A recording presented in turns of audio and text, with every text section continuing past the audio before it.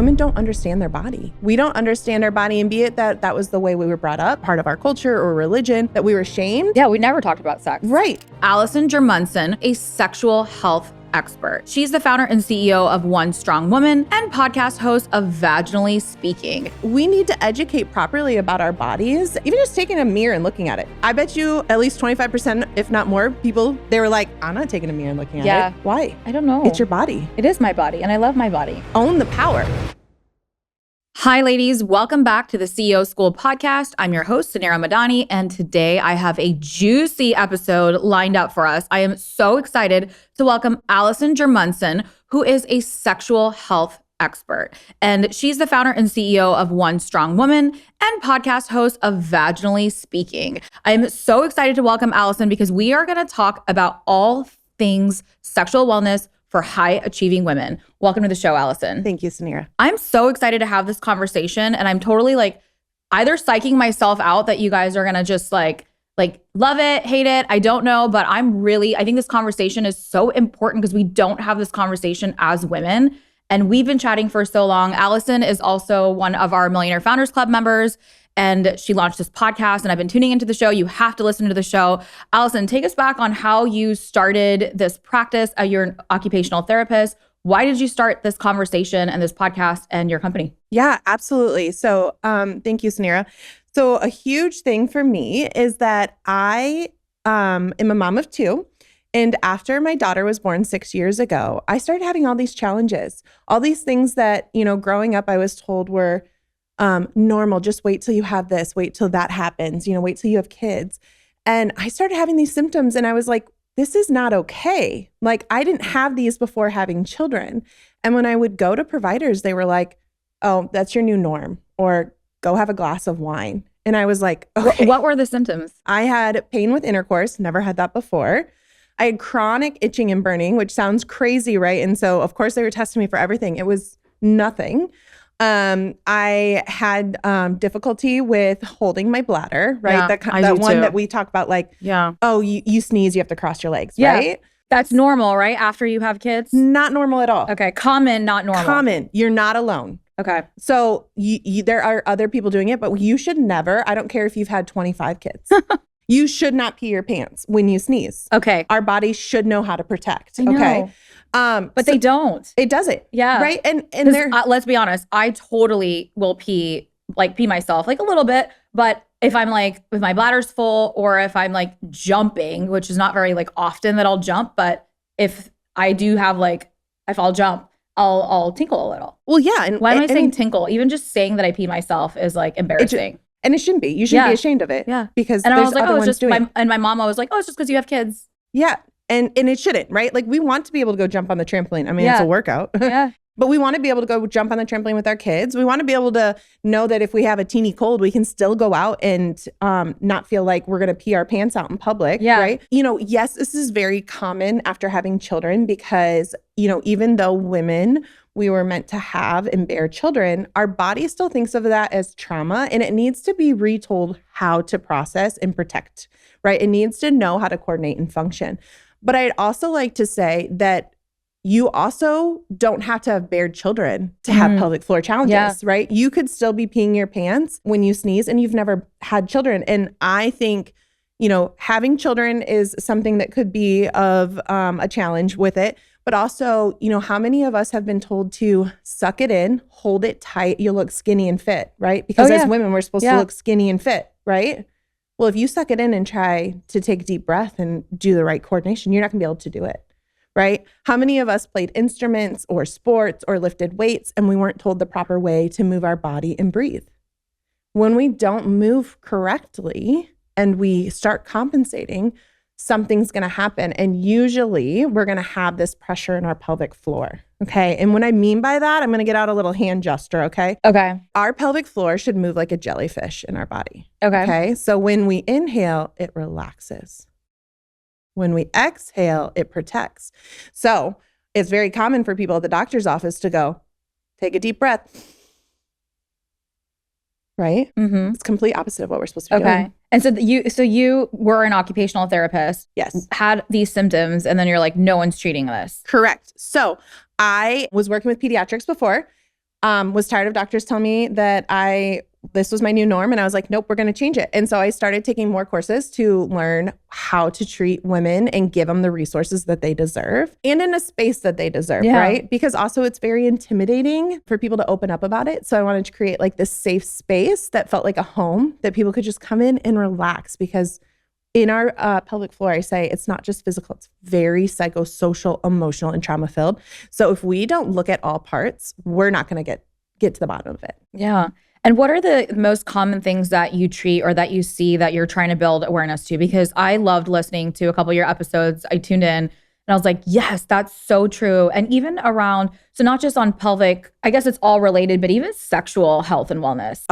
That is a huge one that I would say a lot of my patients come in and don't necessarily want to talk about that they're having challenges with orgasm, or they're having pain with sex, or they just have low libido, right? Those are things that women just feel like, I have this, but I can't talk about it. And that is like my favorite thing to talk about, because as women, let's be empowered in our own body. We deserve orgasms, right? Yeah, we let's do. talk about, if you're going to participate in the activity, you deserve to have a reward. I agree with that. Yes.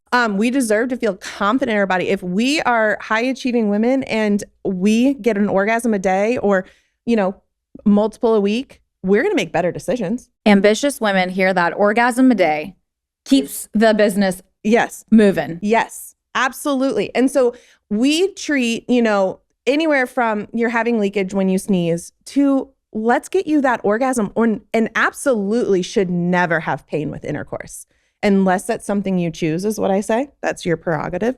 But like, we shouldn't have pain. So like, let's talk through all of those different things, and they all correlate. And I would also say something people don't think about is the pooping. Like, if you don't have good bowel movements, everything's affected. It is. And so what are some things that women can do? So these are the things that you're treating every day. These are the things that you're seeing every day. But how do we take charge of this? And what are some things that our listeners at home can like do right now, do immediately, even for like assessing, but then what's next after that? Yeah. Okay.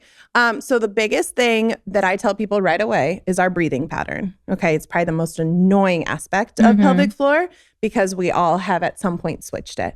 So proper breathing. And I talk a lot about this on Vaginally Speaking and show some clips. So if people don't, if they need something to watch, but like, we want to inhale properly and exhale, and our breath moving with our pelvic floor is key. Otherwise, they're fighting each other. Okay. So that's number one, I would say. Okay. The second thing is, what do you start feeling triggers your body?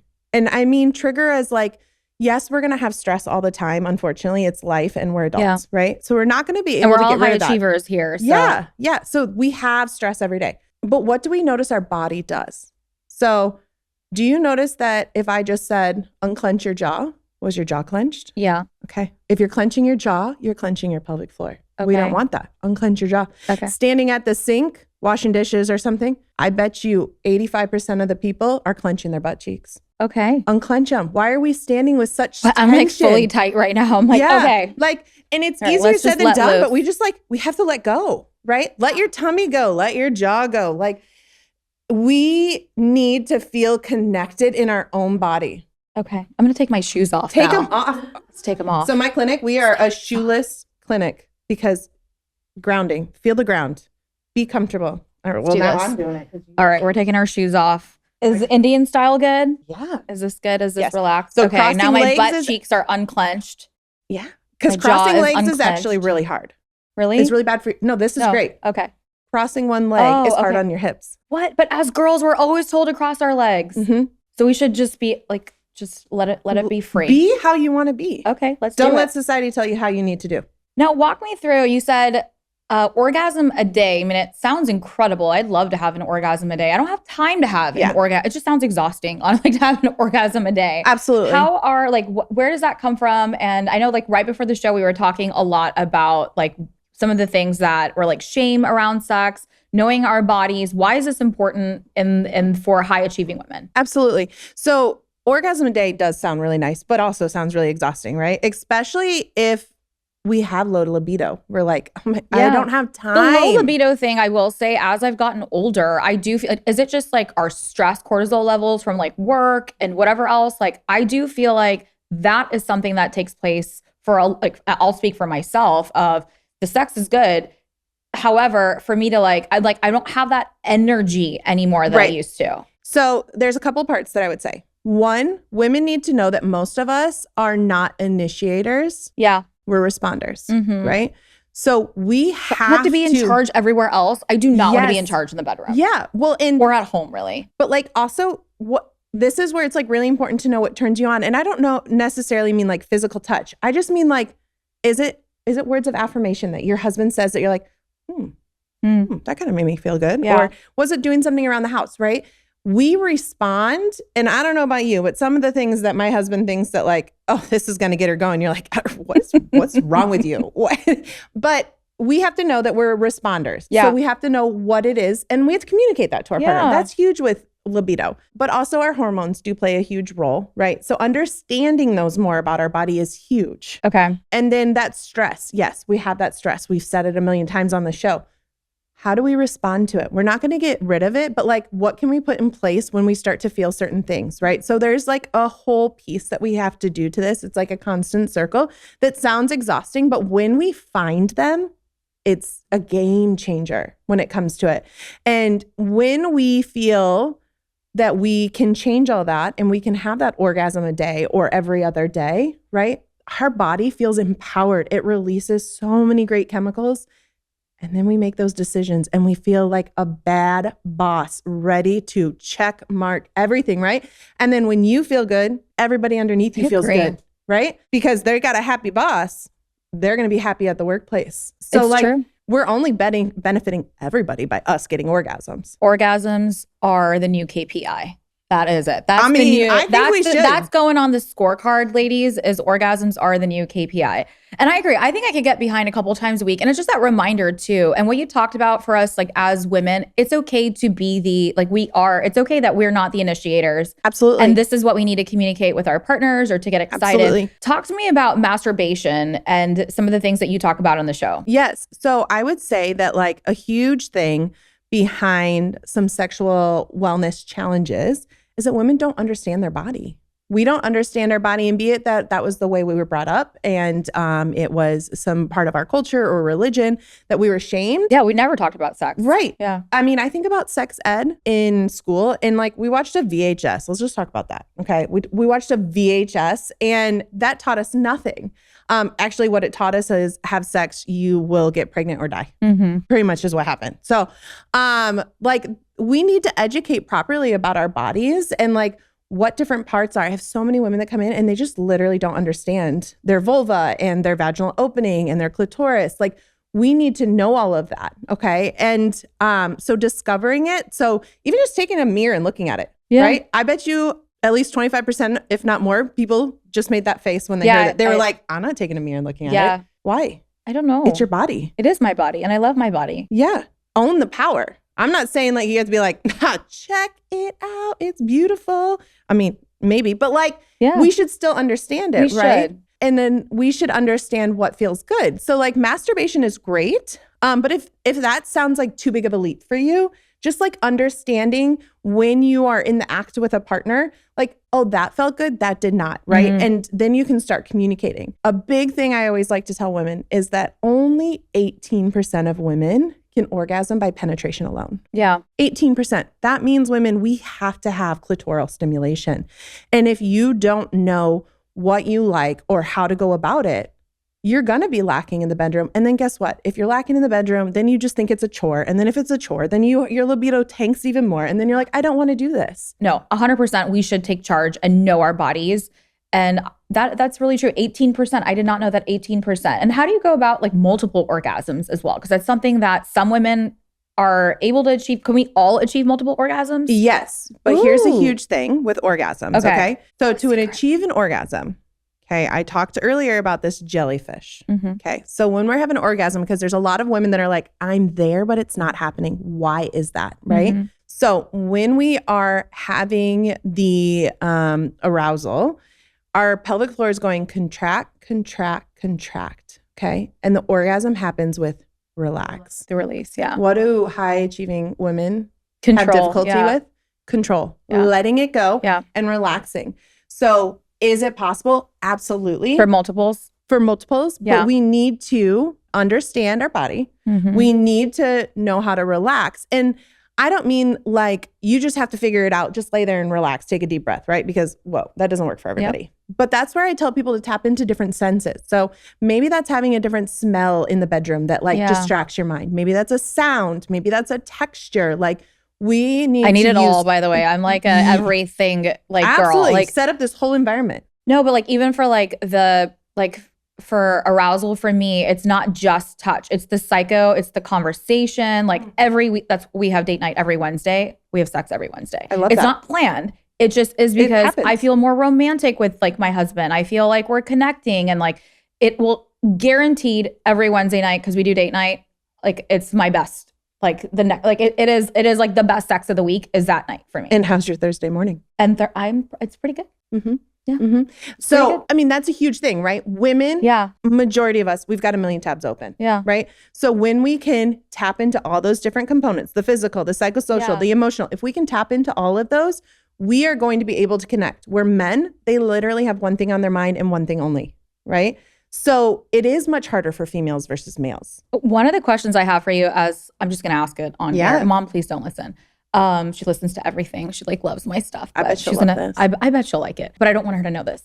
So for orgasms, okay, so I do orgasm pretty easy, which is like really great. It is like I orgasm really easy. I'm really like light. I'm like easy, sensual. I feel like I can get there every time. I am afraid of using tools in the bedroom because I'm like, will I fuck it up? Because like I like can or like I don't want to like increase my tolerance with tools. And in college, or I just feel like when I was using tools without a partner, like before phasal, I felt like you kind of grow in tolerance with some of the tools. Yeah. And so I'm afraid of like incorporating different kinds of ways to orgasm because I'm like, oh, well, this is working. I don't want to mess it up. I mean, that's a fair question. Yeah. And what I would tell people, and I'm glad you said tools because those are tools where a lot of people feel like they can be competition and that's not it. Yeah. Right? They're tools to help us. Yeah. All my girlfriends use tools. Tap into those. And if you haven't, guys, I promise you it's going to be the next level. Can we get a list of some that you recommend and we'll link them in the show notes? Absolutely. Okay. Yes. What I would say is like when utilizing those, just be aware, cognizant of how high that tool is on, right? Yeah. Because there is something to say about desensitizing. It is true, right? Yes. It is true. But I'm not crazy. If we do it like on the lower, right? Or maybe we do it as a tease and not the whole one time. Of my best friends, I'm not going to say who, legit has like the like Mac Daddy of the tools. And she is like on fucking high speed, like 10x. And she's like, I just need it at that level. And then she has like when she's with partners, it's not easy because she always has to bring in the tool to get there. To help. Now, so part of it I would say is it could be the tool, but also she might be somebody that truly can't orgasm without clitoral stimulation, and maybe that person's just not doing it right. So it could be either or it could be a combination of both would be what I'd say. So we're pro tool. I am definitely pro tool. We're pro tool. Just monitor it. Okay. And make sure, because I do think some of the men if you're same sex, they can feel intimidated by it. Remind them that it's a tool and that this is an experience you guys can have together. Yeah. Because you still want it to be connected. I mean, sometimes you might want it to be like this wild, crazy, I'm reading this book right now. It's really crazy, actually. It's called Forget Your Morals. please read that one. But anyways, so like we still want it to be that connection. That's where that psychosocial piece is for us, and it's going to make it easier for us to have that orgasm. I have one more question on this sex topic. How long is like a good do you share like how long should a session of sex be? Ooh. My favorite saying is tastefully long, but here's a huge thing that I also tell people. Yeah. On average, a male is aroused in orgasms in 7 minutes. Yeah. Female, almost 40. What? So like a huge disconnect, right? Yeah. And if that's not talked about. 12 minutes tops is like what? I'm like, that's good enough for me. Correct. Like, we're both done. Now, here's like that's where some people will depend then on tools because they're like, I don't have 40 minutes. who's got 40 minutes, especially if you have children or you've got to get back to a job or you're trying to just like put it in the day. A nooner is what we would say. A what? A nooner. A nooner. A lunchtime nooner. I like that. We have to find that connection. And that doesn't mean that the male has to last for 40 minutes. Yeah. It also doesn't mean that the female has to try to get it done in 7 minutes. Yeah. But there's where that communication is, and maybe some of those tools that we use to help meet in the middle, right? Tastefully long. I like that. Tastefully long, however long it takes. However long it takes. I like that. I wanted to check in on that because then I feel like I'm like done or we're done. And then I don't have that, like, that's where like the multiple piece where like, I'm like good with, like, I'm good. Like, that's where I'm at. Mm-hmm. And I want to know if I can push myself, which I probably can. I'm tired. Right. And I mean, so here's the thing. To go again. Yeah. Like, do you want to go again? Did you feel like I was satisfied, but like, Yeah. I need a little bit more? No. Then push it. If you're like, no, I'm satisfied, I'm good. Yeah. Why push it? Okay. Why put that pressure on yourself? But it's to like kind of like, okay, what's like. But it can be fun. It can be fun to like, maybe on the weekends, the Sunday morning one. Yeah. Okay. I like that. Okay. I know we're talking a lot about sexual wellness. Talk to me about hormones. I want to know what are like, right now, there's so much conversation around perimenopause, menopause. What should we be paying attention to? Yes. So a huge thing is that most women don't know that perimenopause happens in their 30s. Yeah. In our mid to late 30s. I just learned this. Yeah. So like all those things that we're feeling that we're like, what's happening? I haven't even hit menopause. Well, you're going through it. Your body's starting to go through that What are those change. things? The common, not normal. The common, not normal. Yeah. It can be the brain fog. Yeah. Right? Low libido. Mm-hmm. Vaginal dryness. Mm-hmm. Here's a really weird one. Itching ears. Quick irritation, be that physical or like also overstimulated. The brain fog for me is like what it is. I forget everything. Yeah. All the time. I'll like walk into a room like, what did I come in here for? Or like mid presentation sometimes I'm like, what was I saying? Like this show has gotten harder. Like it was so much easier in year 1 than it is right now in year 5 at 38. Oh my goodness. I tell my husband like my pregnancy brain never went away. I actually never needed the notes. Like I need notes. And then it's okay. Yeah, it's good. I'm prepared. Yeah. But brain fog is real. Brain fog is so real, right? Okay. And we have somebody in MFC that is really, really knowledgeable about hormones, which is fantastic. But that's where then when it gets closer to actually going through menopause and there's this huge switch in hormones, right? It's also the time that certain neurological changes happen. And so that's where some providers will be like, oh, we need to get you checked for XYZ. And it's just menopause. But because like we don't have that much information about women, sadly, of all the things that we go through, they just assume like something's wrong with our brain. They assume that we have like a disorder or something going on, when really like we should be able to have sharp thinking. Again, we should be able to have proper natural personal lubrication. We should be able to have good libido. We should be able to have pain-free intercourse. We should be able to not feel super overstimulated, right, in our environment. But these are all things that switch. So women, right, we are not the same person every single day, ever, right? Because we are constantly changing. And I don't think that gets talked about enough. That literally your hormones fluctuate every 24 hours. They do. When you start paying attention to how you are during the month. In fact, I'll tell you, my husband starts to write it on the calendar. He's like, okay, we're going to write what just happened here. Because then it starts to, like, when you know more about the phases of your cycle and what works well with your cycle and your hormone levels of like what working out, how to eat during it, when to pay attention to rest, like you will feel so much better.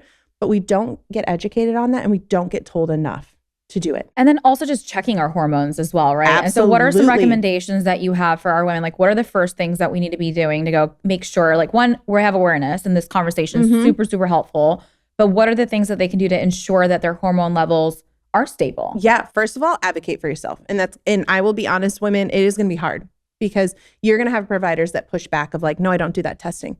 Find somebody that does. Yeah. Okay. What are the kinds of tests? So there is blood tests, there's urine tests, and there's saliva tests. There's different ways to measure our hormones and where they're at. There's also different times in your cycle they're going to want to do it. And there's different times in the day, right? Especially our cortisol level. We have to do that at different times in the day to see where it's at. how we start in the morning, how we end. You're going to find, I would say most likely somebody who's who approaches it more holistically is going to do all those tests for you. And they're out there. Women, like more and more providers are like, no, we have to look at all of this. So look for somebody that says they're a holistic approach. Look at somebody who says they're going to test your hormones and do it. It's so beneficial to know what's our cortisol level, what's our testosterone level, what's our estrogen, what's our progesterone. Like check all of those levels and then ask for them to give you information and feedback on what it means and like where should I be at this age, or where should I be with the type of career I have, like kind of landing, right? And what can I do? A proper provider should be able to tell you now what to do with those levels, and be that like there's some controversy right now, but there's hormone therapy, right? And a lot of people would say bioidentical is the best, but there's also fear tactic out there, which is really sad because they'll tell women you have a greater chance for this or this, when really a lot of research says it actually lowers it, and that this can really help us. And we need to be able to feel confident and normal and empowered in our body. I feel so empowered today, Allison. Thank you so much for this conversation. I feel like I'm so glad that we brought this episode to you guys. If you enjoyed today's episode, please let Allison and myself know so that we can bring more conversations like this to the show. I definitely feel we're going to go get our hormones checked. So we're going to take some action. So if we're listening, we're going to go get our hormones checked. We will attempt multiple orgasms through the week. We're going to try, some of those nooners. But it was just so insightful. How can we learn more from you?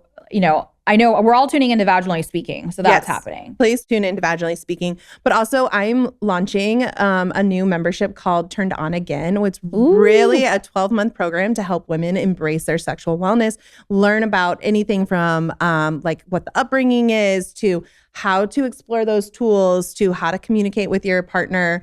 Has a little smut club in there too to make it fun. It comes with a bunch of different tools in the vault. And I am so excited to provide this community of safe space to talk about the taboo stuff that we all should feel comfortable talking about. Thank you so much. I'll be sharing all of that in the show notes today for all of you. Make sure to share this episode with a girlfriend today. So screenshot this, tag it on social, share it with a girlfriend, let us know, leave us a review. We want to make sure that this information gets out to every woman everywhere, especially high achieving women.